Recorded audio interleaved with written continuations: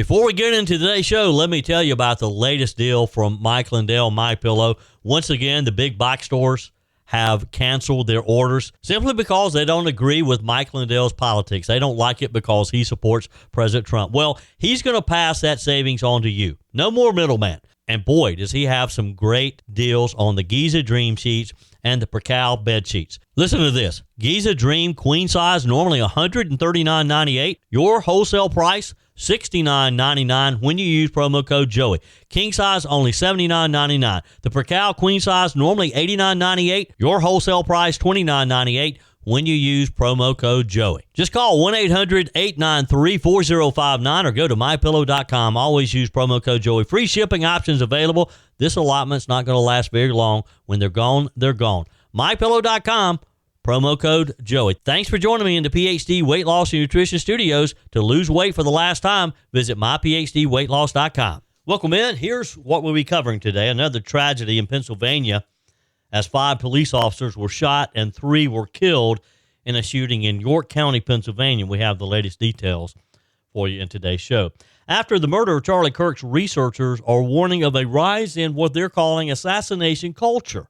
Just what is this, and is this something that we need to be concerned about? The U.S. House voted yesterday to advance a resolution honoring Charlie Kirk, clearing the way for floor debate later this week.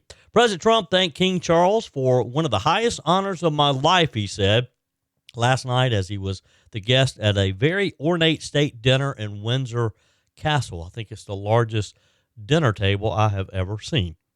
This, of course, before calling for the U.S. and U.K. to continue to defend the values of the English-speaking world. And ABC pulled the plug. Jimmy Kimmel's Late Show is no more. The network pulled the plug over his Charlie Kirk comments. We have the latest on that as well. I told you we'd be back. And ye shall know the truth, and the truth shall make you free. It's Joey Hudson. I wanted to name it the Joey Hudson Bill, but, they don't allow you to put names on bills. But I wanted to call it the Joey Hudson Bill because I know that one's been near and dear to you for a number of years. That's how it's done. Let your voice be heard. And the truth shall set you free. Here's Joey Hudson. It was a heartbreaking day yesterday out of South Central Pennsylvania. 5 police officers shot. 3 of them have succumbed to their injuries after what authorities are describing as a violent ambush in York County late yesterday afternoon. Pennsylvania State Police Commissioner Christopher Parris confirmed the grim news during an evening press briefing, saying that the shooter, whose name was not released last night, is also dead. It's all unfolded in this small town just outside of York, Pennsylvania. And as you can imagine, the entire law enforcement community is very saddened tonight. Attorney General Pam Bondi did not mince words, writing, "Violence against law enforcement is a scourge on our society and never acceptable. Pray for the officers involved." FBI Director Kash Patel also issued a statement saying, "Our prayers are with the officers, their families, and the entire York County community." The FBI and ATF are both on the scene assisting state and local investigators as they try to piece together how this attack happened and why it happened. Pennsylvania's Governor Josh Shapiro and the state's Attorney General Dave Sunday immediately announced that they were headed to York to investigate as well. Meanwhile, WellSpan York Hospital confirmed that it is treating 2 individuals related to the incident, though they have not yet said if those patients are officers or civilians. A news conference is scheduled for later today where we expect to get additional details. The nearby Spring Grove School District went into a temporary shelter in place as a precaution, though officials emphasized that there was no threat to students at any time. That order was lifted late afternoon, and the all clear was given for the parents to pick up the kids.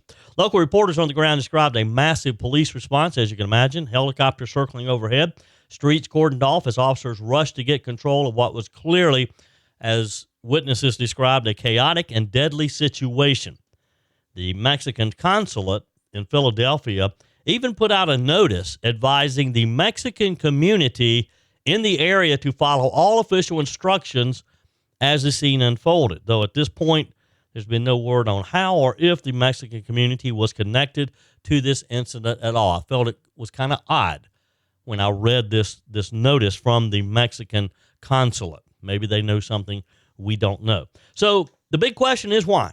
What led to this calculated violence, or what appears to be calculated violence, targeting law enforcement officers who put on the badge every single day to protect their communities? Of course, tomorrow we'll be celebrating and recognizing law enforcement in Greenville, South Carolina. It's Law Enforcement Appreciation Day. We've talked about it some over the past few weeks. Tomorrow's the big day, and I'll have Sheriff Hobart Lewis on the show with me tomorrow morning, and then we'll serve 600 plus officers tomorrow as they'll come through for breakfast and T-shirts and all types of gifts that have been handed out throughout this week for some lucky officers. Again, just a small token of the upstate communities, so just a pat on the back, if you will, for our local law enforcement, letting them know they're appreciated for everything they do. Now, back to Pennsylvania. We don't know the motive. Investigators are kind of tight-lipped so far. Again, we may learn more today at a news conference. What we do know is that 3 families are grieving and 2 more are sitting in hospitals praying that their loved ones pull through. We also know this. These kinds of targeted attacks on law enforcement are becoming far too common in our country. Officers are being ambushed, disrespected, vilified, and yet they keep showing up every single day knowing the risk. And again, that's just more reason for us to have Law Enforcement Appreciation Day tomorrow. I'll be telling you more about that later. It was pomp, pageantry, and a personal touch as President Donald Trump was honored by King Charles III at a dazzling state dinner at Windsor Castle last night. Have you ever seen a dining room quite like that of the one that they were in last night? Standing beneath the knight's armor in the historic St. George's Hall, President Trump called the moment one of the highest honors of my life. Now, this is a man who's been in some pretty nice places. He owns a lot of nice places. Trump said, such respect for you and such respect for your country, as he was seated between King Charles and Princess Catherine, who made a graceful appearance as she continues recovery from cancer treatment. Meanwhile, First Lady Melania Trump turned heads in a bold Carolina Herrera gown, a yellow dress clenched with a lilac belt. I read that. I didn't write that. Seated nearby was Prince William and Queen Camilla. The atmosphere was formal, yet the president kind of made it warm, didn't he? He added his own twist to it as he went off track he had a prepared speech in front of him. You could tell it was in some type of nice leather binder.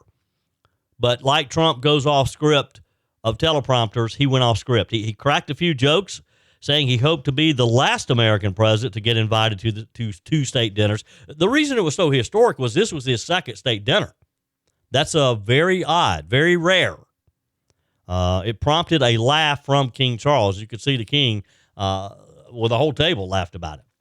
And the king responded in kind, poking fun at an old rumor involving President Nixon and his daughter Tricia. Said, had the media succeeded in the 1970s in deepening the special relationship, I might have been married into the Nixon family.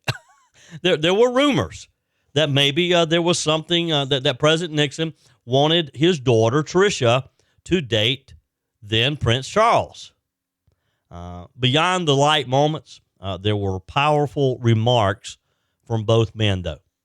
The king reflected on a remarkable journey, as he called it, between Britain and America, saying, in 2 world wars, we fought together to defeat the force of tyranny. Today, as tyranny once again threatens Europe, we and our allies stand with Ukraine. And Trump, in his prepared speech, praised the king as a lifelong defender of heritage, nature, and British character, even referencing a 1993 letter from Charles expressing a desire to put the great back into Great Britain, something Trump called a forerunner to his own Make America Great Again. He ended with a call for unity, saying, we must defend the exceptional heritage that makes us who we are, and we must continue to stand for the values of the English-speaking world. There were more subtle nods throughout the evening. The wine and drinks were chosen to reflect the birth years of both President Trump and his Scottish-born mother, and the state dinner seating plan placed Secretary of State Marco Rubio near the president with Tiffany Trump and husband Michael Boulos seated just behind the royals. As the two couples made their way into the hall, King Charles and President Trump were seen chatting. Earlier in the day, they had ridden around. The president got a tour of the grounds, riding around in some very nice horse-drawn, I called them buggies. My wife corrected me and said that they were, what did she, they're more like chariots, I guess. Again, this is President Trump's second British state dinner, his first being with the late Queen Elizabeth, the King's mother, in 2019. This one clearly designed to send a message. Despite the noise of politics, the special relationship between the U.S. and U.K. is as strong and as ceremonial as ever. And boy, does the royal family know how to throw a party or what? I just can't imagine living the way the royal family does. It's things that you would see in a movie, yet they live it in real time in the real world. It just has to be an amazing life. Although, like everyone, sometimes the grass seems greener on the other side, right? Maybe it's not as easy or as spectacular as it looks, but I got to tell you, I think I could get used to it. I think I could get used to dining in a dining hall like that and having my every whim being catered to by some eager servant. I don't know. Think I'd make a good king? Text me, email me, joe@joeyhudson.com. Let's be honest, those summer vacations and backyard barbecues added some extra pounds, right? But instead of feeling guilty or falling further behind, it's time to reset, drop the weight, and get back in control. The solution isn't a shot. Real lasting weight loss starts with your mind, not your mouth. At PhD Weight Loss, Dr. Ashley Lucas and her team help you uncover the real reasons behind your weight gain so that you can reprogram the way you think about food forever. PhD clients lose up to a third of their body weight without ever taking a drug. I know because I lost 33 pounds with PhD Weight Loss. Through real food, behavioral coaching, and proven science, your body can become a natural fat-burning machine. Why risk spending thousands on shots that strip away muscle, come with dangerous side effects, and leave most people regaining 60% of the weight within a year? With PhD, you'll activate your body's natural appetite control, burn fat safely, and stay in control. Even if you're already on Ozempic, PhD can help you transition off while still losing weight. Take the first step today. Call 864-644-1900 or visit myphdweightloss.com. Since the assassination of Charlie Kirk just over a week ago now, emotions are high, tempers are flaring, and that was pretty evident yesterday with Senator Ted Cruz and CNN's Caitlin Collins when they went head-to-head. And it was turned into a very fiery exchange centered on one of the top stories in the country right now, again, the assassination of my colleague Charlie Kirk. Ms. Collins was trying to tread carefully, telling her audience, we don't have a narrative yet. We're waiting. As if we don't know why the accused shooter killed Charlie Kirk. Even though Utah's governor and the FBI have both already said the suspect, 22-year-old male, was just bowled over in leftist ideology and had grown more radical in the months leading up to the attack. In fact, his mom just yesterday said that her son had become more political, leaning left and supporting pro-gay and trans rights in recent months. This is from his mother. She also recounted heated arguments between the accused shooter, and his father, who held sharply different views and regularly sparred over their competing ideologies, according to both the mom and the dad. At one point, she told police that her son dismissed Kirk's Utah Valley University event as a, quote, stupid venue and claimed Charlie Kirk spreads too much hate. Prosecutors now argue that political hatred was at the core of the alleged shooter's actions. Now, in court filings, they allege he intentionally targeted Kirk because of his political expression, and his parents recognized him from surveillance video after the shooting. Prosecutors wrote, when asked why he did it, the alleged shooter explained there's too much evil and the guy, meaning Charlie Kirk, spreads too much hate. This is very clear on motive, I would say. Yet CNN doesn't want to admit a radical left-wing, trans-loving guy was angry at perceived bias against his boyfriend. That's what this boils down to. It's pretty simple. The guy was enraged about what he thought was Charlie's hatred of gays and trans. That wasn't true. But this guy appears to have worked himself into a rage, but CNN just doesn't want to admit the narrative. Senator Cruz wasn't having it. He said, of course we know. Various times trying to interrupt her, Caitlin Collins kept interrupting Senator Cruz, saying, well, we don't know yet. We don't know yet. And he's very emphatic. Yes, we do know. We do know. Here's the exchange. You said a lot there, and we don't have a motive yet. We don't know yet. We're waiting. Obviously, we've heard what the governor's had to say, what the FBI director said today. Come on, we don't have a motive yet. We know. We don't have a motive yet. What's really? happening with? Really, that's CNN's position. I mean, from law enforcement, he just happened Senator. to fire the gun in celebration. You can't tell the motive. Senator, that's not what I said. And I said law enforcement hasn't laid out a direct motive. They've laid out a lot of evidence here of these messages and what actually the they shooter have. said They've to said that family he was a members left-wing and to activist who hated roommates. Charlie Kirk. Pardon? Senator, with all due respect, you know exactly what I'm saying. I'm not arguing with you politically. I'm saying that law enforcement has not put a specific motive. You know that there's a difference of what they're putting in a legal argument than what you're talking about. And you're not even. We're not even arguing about the facts here. What you just said is false, Senator. Caitlin. No. Caitlin. Facts. Hold on a second. Let me answer your statement because what you said is factually Senator, with all false. due respect, law enforcement. With all due respect, you're putting a lot of statements that I did not say. And I want to get back to, we just laid out the facts. You in the just opening said of the law show, enforcement has what we not learned laid out a from motive. That prosecutors is today. And we just spoke to objectively the false. Deputy Attorney General. That is objectively false. They What have not you were said a saying concrete is motive of objectively exactly false, what it was. and They've laid out CNN should every not be evidence that we engaged know in so far. misinformation. Caitlin, answer my question. It's not Have you seen the misinformation, polling Senator. that shows the vast majority of You were Democrats taking what I believe said this murderer is a about Republican and a that. Trump supporter? Have you seen that polling?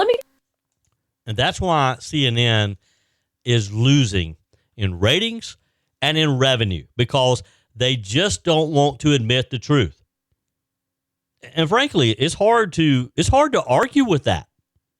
It's hard to argue. You have to really go out of your way to argue with what Senator Cruz was trying to, the point he was trying to make, with all the information we already know. We know about the alleged shooter's text admitting he had had enough of Kirk's hatred, declaring he had an opportunity to take Charlie Kirk out. That's not speculation. It's evidence. It's the alleged shooters, the accused, his own words, his text to his boyfriend, to his trans boyfriend.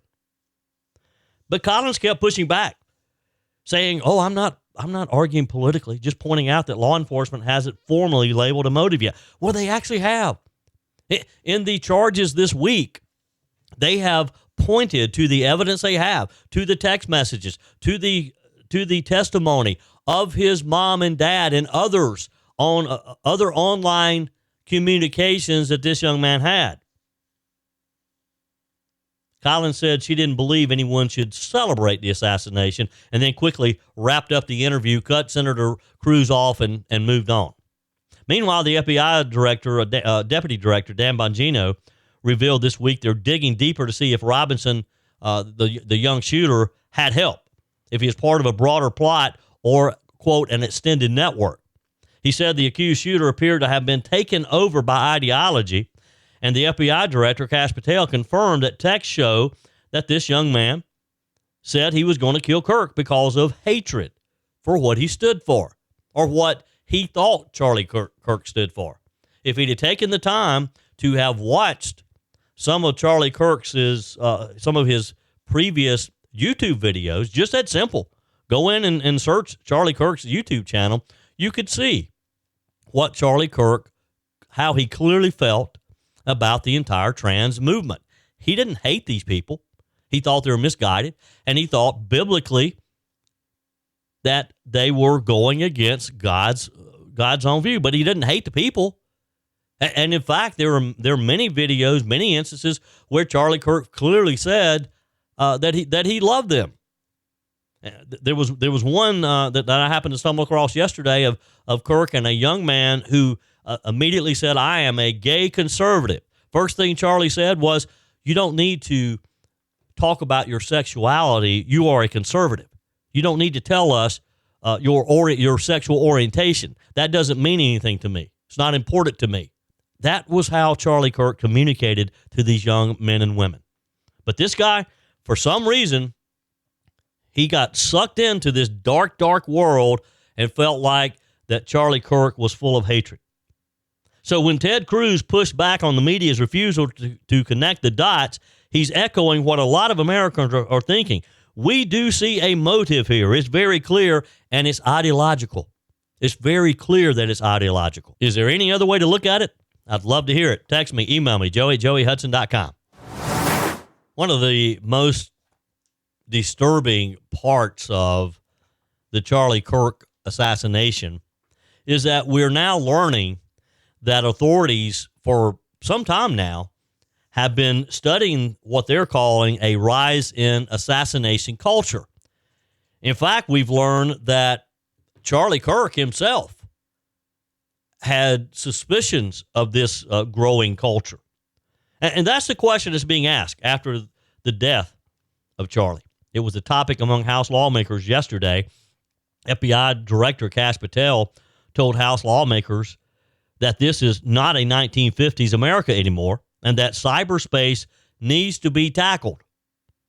Patel made the remark after being asked by Representative Wesley Hunt, a Republican from Texas, if he has noticed a precipitous rise in political violence and other associated crimes that you have been investigating so far this year. That was the question.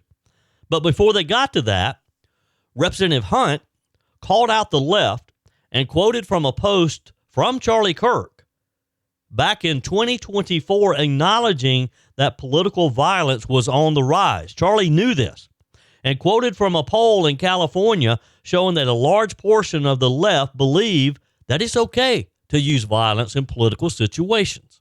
On April 7th, 2025, Charlie posted on X, "Assassination culture is spreading from the left. 48% of liberals say it would be at least somewhat justified to murder Elon Musk.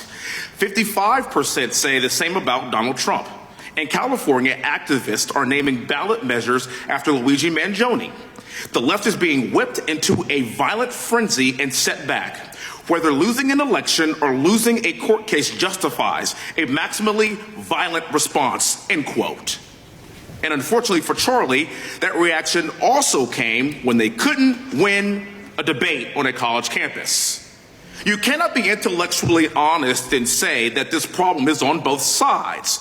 It's not just what happened to President Trump, it's also what just happened to Charlie. And we've gotten to a point in America where violence is encouraged. We have a former president of the United States that opens up his campaign in 2019, that's Joe Biden, by saying that his opponent is a, quote, existential threat to this country. Houston, we have a problem. People that you disagree with are not existential threats. They are not Nazis. They are not fascist. They are not racist. They are not deplorable. They are not irredeemable. They are your fellow Americans who have a different perspective on how government should run and what government should look like.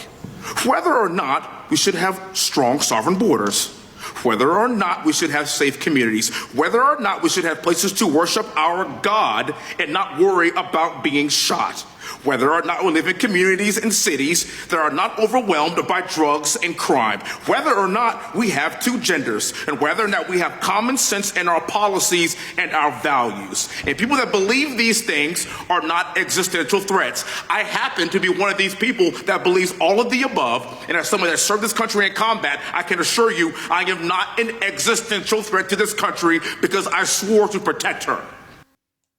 All good points, right? I'd say that Representative Wesley Hunt hit the nail on the head. He followed up, though, with a question directed at FBI Director Patel, asking about the rise in political violence and what he thinks the FBI can do about it. I also want to point out, how many cities have you seen burned to the ground since Charlie Kirk's death? 0. No summer of love, no riots, no nothing, no looting, no killing, none. We simply gathered and prayed for his soul, his family, and his country, because that's exactly what we represent. And while we might be angry, this righteous anger will carry on Charlie's message and legacy. I want everybody to know something very simple. Charlie is not dead because of what he said. He is dead because people listened. My time is limited, so I have a few questions for you, sir. And again, thank you very much for being here. I really appreciate your time and your service. In your experience in the FBI, have you noticed a precipitous rise in political violence and other associated crimes that you have been investigating so far this year? And if so, is this trend in motive left-wing or right-wing violence? I can always speak generally, sir. There is too much political violence, and it has been a precipitous rise on too many fronts. How do we solve this? We solve this by giving the FBI more authorities to go into and work with the private sector. There are too many online platforms. There are too many social media platforms. There are too many gaming platforms. There are too many places for people from America and around the world to get together without their parents knowing anything about it, without their school teachers knowing anything about it, and infesting the minds of our children and infecting them with radical ideology. And that is the root cause of these problems. And we must tackle it. It is not a 1950s America anymore. In 2025, the cyberspace needs to be tackled. So is this assassination culture something we all need to be concerned about? Researchers are sounding the alarm. The same thing that Turning Point USA founder Charlie Kirk warned of literally just months ago, before a sniper's bullet took his life as he spoke in front of a crowd of students on a Utah college campus. The Network Contagion Research Institute and the Rutgers University Social Perception Lab teamed up in a recent non-probability-based intelligence report on the issue. They warned that arsons targeting Tesla cars and the idea of killing billionaires has become a meme aesthetic for political violence, especially among the far left, particularly among the far left. Citing the attempt on President Trump's life during a campaign rally last year, they said following the July 13, 2024 attempted assassination of President Trump, tolerance and even advocacy for political violence appears to have surged, especially among politically left-leaning segments of the population. These are researchers. This is not some political group saying this. Researchers looking at the data are saying this is happening especially among politically left-leaning segments of the population. Now, separately, federal prosecutors warned late last month that the accused assassin, Luigi Mangione, could inspire more political killings. It's just crazy how this young man has been celebrated. People have raised money for his defense when you can see on the video of him killing that man in broad daylight, shooting him in the back, cowardly shooting him in the back. Federal prosecutors wrote in the memo, simply put, the defendant hoped to normalize the use of violence to achieve ideological or political objectives. 2 weeks later, we have a sniper shooting and killing Charlie Kirk as he held the mic at an event in the courtyard at a university, doing what he does so well. Some 2,200 miles away from where Mangione is accused of gunning down United Healthcare CEO Brian Thompson on the streets of New York. At the Manhattan crime scene, you may recall, police found bullet casings with words written on them in an apparent reference to a book critical of the health insurance industry. In Orem, Utah, police recovered suspected murder weapon, a .30-06, with etchings on the bullets loaded inside. You think this guy studied what Luigi Mangione had done? The NCRI Rutgers study found alarming support for assassinations in a survey, identified psychological red flags, and warned that online platforms help spread radical ideation. They wrote, the findings underscore the erosion of democratic norms and the growing acceptability of political violence in American discourse, particularly among ideological extreme communities online. These kids, these young men, many of them have some relationship into the trans world. They live in a dark world. They get online. They exchange this information. Quite often it's false information. It's misinformation. But nevertheless, it's information that they take to heart. Recent episodes of targeted violence. Again, Charlie Kirk, killed with a single shot. July 28, 2025, just 44 days before Kirk's assassination, a gunman from Nevada stormed into the Blackstone building on Park Avenue, Manhattan, apparently outraged at the NFL, killed 4 people. They were off-duty NYPD officers whose pregnant wife was expecting their 3rd child at the time. One of them, Wesley LaPlatner, 43, an executive at Blackstone.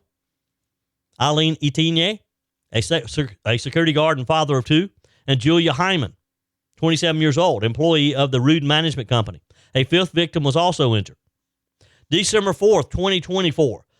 Of course, United Healthcare CEO Brian Thompson, gunned down right on the street. July 13th of 2024. A sniper fired multiple shots at a campaign rally at then-candidate Donald Trump in Butler, Pennsylvania.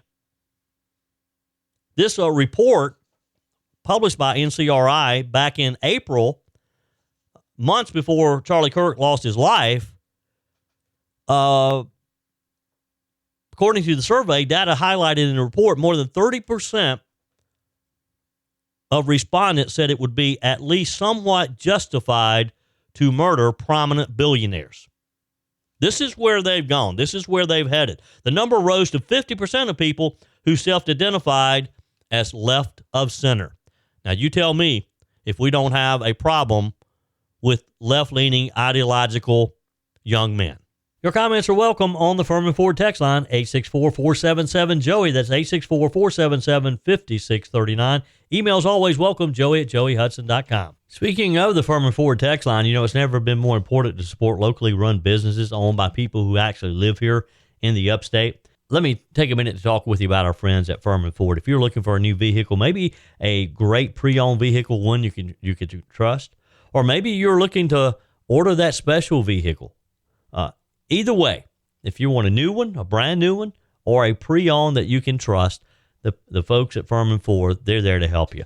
Their name is on the sign because their name is on the line, because every single transaction is important to them. Jim Furman, Matthew Furman. They do business the right way. When you stop by, when you give them a call, or maybe when you just send them a quick email, you're always going to have access to a member of the Furman Ford family. And by the way, they also offer great service, and you're not going to have to wait weeks and weeks to get it done. And you do not have had to purchase your vehicle at Furman Ford. Doesn't even have to be a Ford. They service all makes and models. Visit my friends at Furman Ford online at furmanford.com, furmanford.com. Well, things got interesting in the entertainment world again yesterday. Let's back up a bit, though. FCC Chairman Brendan Carr had suggested, and this was in response to some comments that Jimmy Kimmel made. We'll get to that in just a minute. But the FCC chairman suggested that if the networks won't police themselves, that maybe the FCC will need to step in. Here's his comments. And what appears to be an action by Jimmy Kimmel to play into that narrative that this was somehow a MAGA or Republican motivated person. They have a license granted by us at the FCC, and that comes with it an obligation to operate in the public interest. But frankly, when you see stuff like this, I mean, look, we can do this the easy way or the hard way.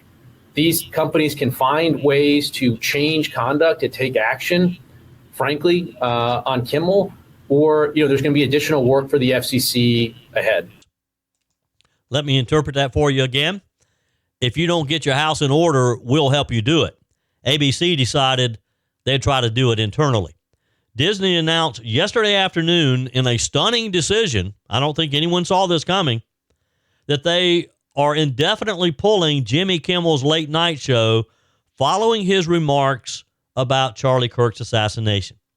The move comes after one of the biggest owners of TV stations in the U.S., Nexstar Media Group, said yesterday that it had decided to preempt Jimmy Kimmel Live from its owned and partner ABC-affiliated stations. In a news release, Nexstar Broadcasting Division President Andrew Alford called Kimmel's comments offensive and insensitive and said the decision was made to let cooler heads prevail. He said, Mr. Kimmel's comments about the death of Mr. Kirk are offensive and insensitive at a critical time in our national political discourse, and we do not believe they reflect the spectrum of opinions, views, or values of the local communities in which we are located. He went on to say, continuing to give Mr. Kimmel a broadcast platform in the communities we serve is simply not in the public interest at the current time. And we've made the difficult decision, he said, to preempt his show in an effort to let cooler heads prevail as we move towards the resumption of respectful, constructive dialogue. Now, reportedly, Nexstar Media Group owns about 200 TV stations around the country. That's a pretty big chunk for ABC Network. According to CNBC, an ABC spokesperson told the outlet that the show will be preempted indefinitely. During his Monday evening monologue to his audience, here's what Jimmy Kimmel said about the MAGA gang and that they had hit new lows as he claimed that Republicans were attempting to characterize Charlie Kirk's alleged assassin as anything other than one of them. He hit some new lows over the weekend with the MAGA gang desperately trying to characterize this kid who murdered Charlie Kirk as anything other than one of them and doing everything they can to score political points from it. In between the finger pointing, there was grieving. On Friday, the White House flew the flags at half-staff, which got some criticism. That's enough. We don't need to hear any more. Evidently, though, he thought it was funnier than it actually was. Kimmel then played a clip of President Trump discussing how he was holding up after the murder of his friend Charlie Kirk. Trump had been very close to Charlie. And as the audience laughed, Kimmel mocked Trump's reaction, saying it resembled how a 4-year-old mourns a goldfish. Prior to the arrest of the accused assassin, officials revealed bullet casings from the rifle used to kill Charlie Kirk contained a series of phrases like, "Hey, fascist. If you read this, you are gay, LMAO." A third bullet casing also had the engraving of Bella Ciao, which matches an Italian song name that became a left-wing anthem during World War II. Now, evidently, Kimmel was getting some of his material from some online speculation from Democrats and the left that the accused shooter may have been a radical right-winger. At a press conference, Republican Governor Spencer Cox said that the shooter was deeply indoctrinated with leftist ideology, and the FBI has made it very clear that he was far from having any affiliation with MAGA. He hates everything that MAGA stands for. Therefore, he hated Charlie Kirk, and that's why he took Charlie Kirk's life. Now, Kimmel has long criticized Trump and his administration, previously having to backtrack on comments about billionaire Elon Musk. In March, during his monologue, the late-night host mocked Musk's interview with Fox's Sean Hannity, which addressed a rise in riots targeting Tesla vehicles following Department of Government efficiency cuts. We saw that. We saw some of the people who had been some of the biggest Elon Musk fans, some of the left who loved the electric vehicles, turn on Elon Musk in a big way. They were literally firebombing Teslas and Tesla dealerships. Musk had suggested that the incidents were linked to mental illness in the U.S., while Jimmy Kimmel appeared to justify the unrest, saying people get mad and you pull out a chainsaw to celebrate firing thousands of people, he said. Kimmel added, my God, I mean, this poor guy, you do one, maybe two Nazi salutes, everybody gets all bent out of shape. Wow. After facing online backlash, Kimmel later told his audience, please don't vandalize Tesla, pausing with a sarcastic facial expression that some interpreted as subtly endorsing the idea, that little sheepish look, saying, I'm only saying this because my boss told me to. But Jimmy Kimmel is paying the ultimate price now. He's not as funny as he thinks he is. And good for ABC for recognizing this and pulling the plug. Good for ABC to finally realize that you can't just go against the people that you're trying to serve. And that's what Nexstar, this Nexstar media group, brought home to them. Because Nexstar appears to me, and I don't know a lot about the company, but just in what I read about them yesterday, they appear to be a company who truly want to serve their communities. Because what you have to understand is most of the local TVs who are airing ABC are locally owned, or at least regionally owned. ABC doesn't own a bunch of TV stations. They provide the programming that other media companies air.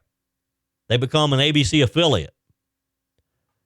And what they're interested in is serving their communities, keeping their viewers on their TV sets. And when they realize that the ABC programming is alienating the people they're trying to serve, they're going to cut bait and move on very quickly. And that's what Nexstar did. And good for Nexstar. Good for them standing up and saying, you've gone too far this time. If more companies will do that, we'll cut out some of this crap. We'll cut this out. We'll let the left know that you can't just bully and badger people into doing things that we all know is not right. We'll see. Who's next? That's it for today's edition of Just the Truth. Thanks for joining me in the PhD Weight Loss Studios. To lose weight for the last time, visit myphdweightloss.com. If you haven't joined my mailing list yet, visit my website, joeyhudson.com. Click on the Connect with Joey button so that you can receive our emails and the most up-to-date news. Also, join me on my YouTube channel. Be sure and like, comment, and subscribe. Just search for Joey Hudson. As always, thanks for spending a few minutes of your day with me. Do me a favor and forward this episode to a few friends. Just click on the share button and send to your contacts. We need to build an army of conservatives to win our country back, and we can do that by continuing to share the truth with our friends and family. Keep those comments coming via the Furman Ford text line 864-477-JOEY. Email to joey@joeyhudson.com, and I love your messages on the MyPillow message line. Again, that's 864-477-JOEY, 864-477-5639. Be sure and take advantage of the MyPillow special, just $14.88 on the standard MyPillows when you use promo code Joey. Order online at mypillow.com or call 800-893-4053. We're back again tomorrow and hope you'll plan to join us. Until then, remember, God's got this. He's still in control.